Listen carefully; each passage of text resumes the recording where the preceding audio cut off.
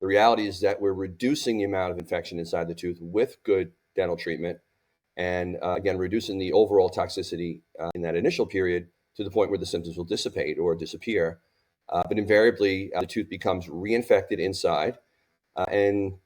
any organism that can survive and reproduce inside of a non-oxygen environment like the inside of a sealed up root canal tooth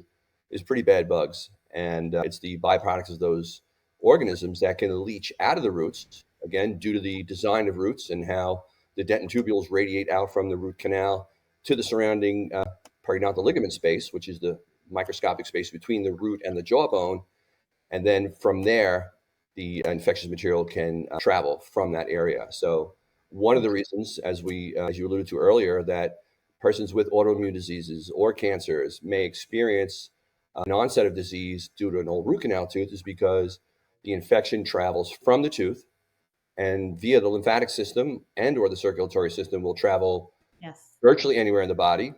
undisturbed, and will tend to exploit wherever the genetic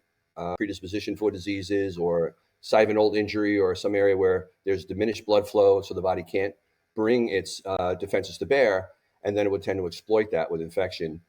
This is called the focal infection theory, meaning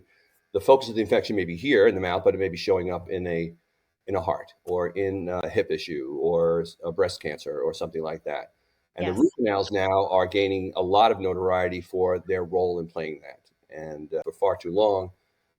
persons have been told there's no chance, there's no way, it's not possible for that to be a factor, when the data now coming, especially out of Europe, suggesting otherwise, that this is exactly the reason why people have these unknown cancers that come out of nowhere and otherwise have no other explanation for why they develop cancer.